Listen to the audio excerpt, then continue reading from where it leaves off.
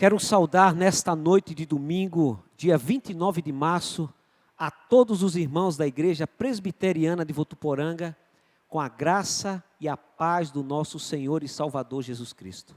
Saúdo também aos nossos queridos irmãos de outras igrejas, familiares e amigos que estão nos acompanhando nas redes sociais. Vimos na manhã de hoje, no culto matinal, o capítulo 3 do livro de Lamentações de Jeremias, onde foi nos apresentado 4 lições que Deus nos ensina em meio aos sofrimentos. O sofrimento nos ensina, aprendemos hoje pela manhã, a reconhecer a Deus. Lembrando das palavras de C.S. Lewis, o sofrimento é um megafone de Deus para nos alertar e nos chamar a atenção para Ele mesmo. Nessa noite, eu quero pensar agora que o sofrimento também, de maneira pedagógica, ele pode nos ensinar a adorar a Deus. O texto, capítulo 3 de Lamentações de Jeremias, versículos de 19 a 26.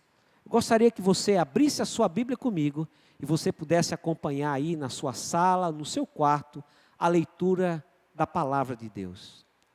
Lembra-te da minha aflição e amargura, do absinto e do fel. Eu ainda tenho lembrança deles e fico abatido.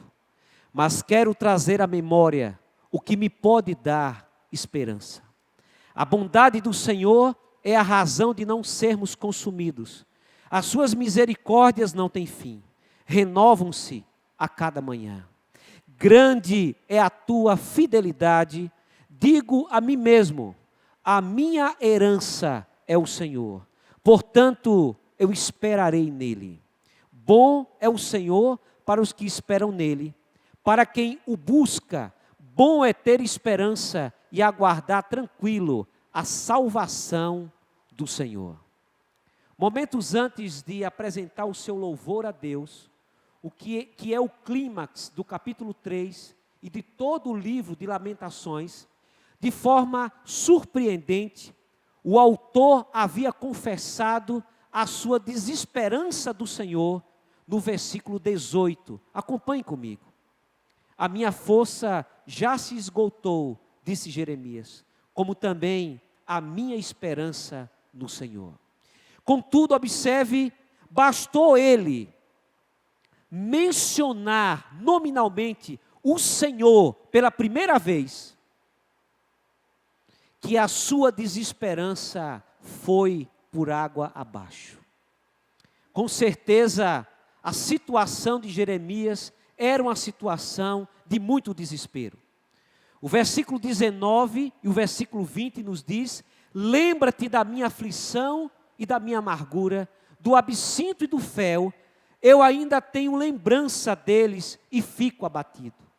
Mesmo que a sua situação era como essa, de muito desespero, ele, contudo, começa a recordar, no meio da sua aflição, que isso que ele estava passando, mesmo sendo permitido por Deus, ele faz com que a sua memória volte a trazer na sua lembrança fatos do passado que começou a alimentar a sua fé e a sua esperança. Isto é, justamente o que ele vai relembrar é a aliança que Deus tinha com o seu povo e com ele. Deus, o Deus da aliança, é relembrado agora pela mente de Jeremias. Um Deus que é rico em amor leal, um Deus que é cheio de misericórdia e fidelidade. E ele vai relembrar essas coisas, e quando ele começa a relembrar isso, o seu coração começa a se encher de esperança. Nos versículos de 21 a 23, nós encontramos: a bondade do Senhor é a razão de nós não sermos consumidos. As suas misericórdias não têm fim, elas se renovam a cada manhã, grande é a tua fidelidade.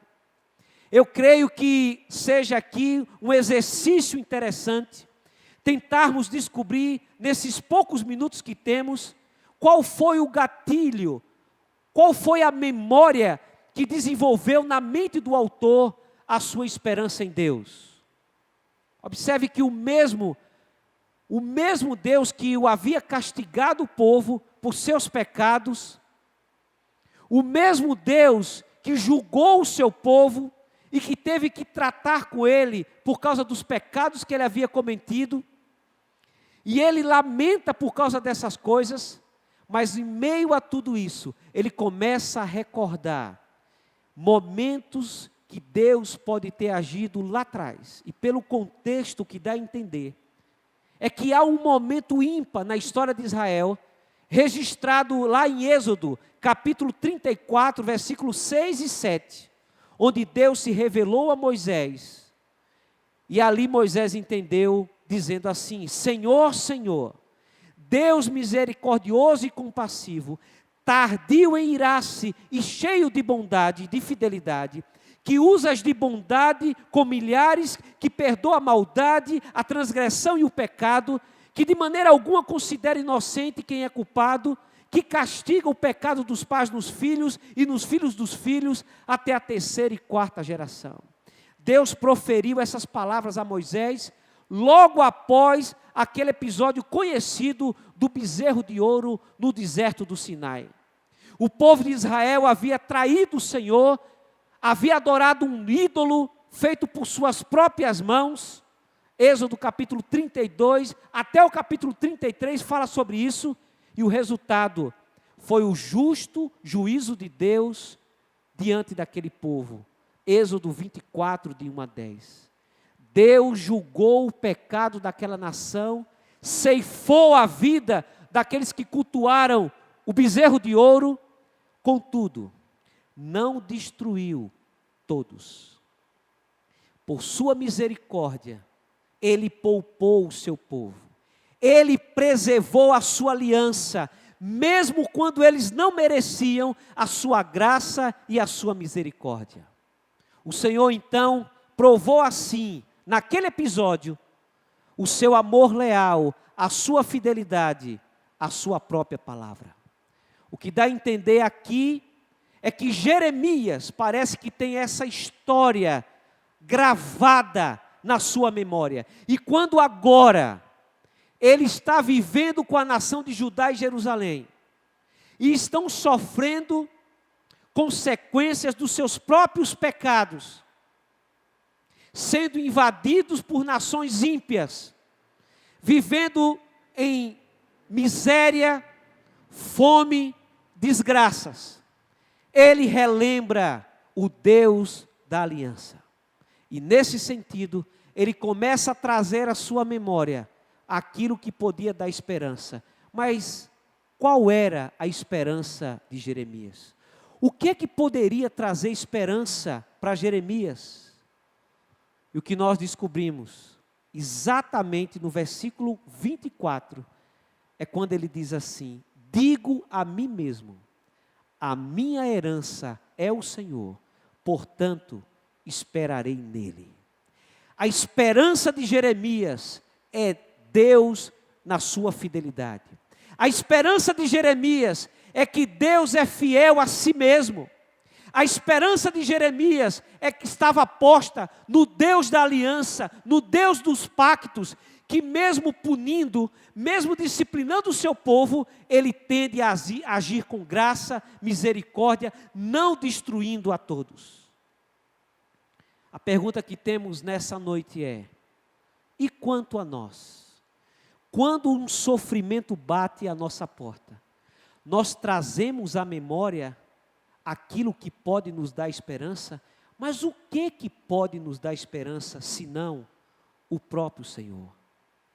Nesses dias, eu peço que você medite, não apenas nos sofrimentos que as consequências do coronavírus têm trazido no mundo, no Brasil, na cidade de Votuporanga e na sua própria casa. Eu queria que você meditasse também nesses dias de sofrimento, de angústia, de reclusão. Eu queria que você pensasse nos atributos de Deus, na santidade de Deus, na graça de Deus, na misericórdia de Deus, que apesar de tudo que estamos vivendo, ainda continua derramando bênçãos sobre a nossa vida. Eu gostaria que você lembrasse também, que trouxesse à sua memória o que Ele já fez por você, um plano de redenção, enviando o Filho dele para salvar você e a sua família. Traga à memória nesses dias o que pode lhe dar esperança para enfrentar essa situação de hoje. E você vai descobrir, lendo as Escrituras, que a nossa esperança é o Senhor. Que a nossa esperança está no Senhor. Ele é a nossa esperança. Que a graça do nosso Senhor e Salvador Jesus Cristo, que o amor de Deus, o nosso eterno Pai, e que as consolações do Santo Espírito do Senhor Deus, repouse sobre cada um de vós, irmãos. E isso seja hoje, e seja para todos sempre. Amém. Boa semana. Deus te abençoe e te encha de esperança.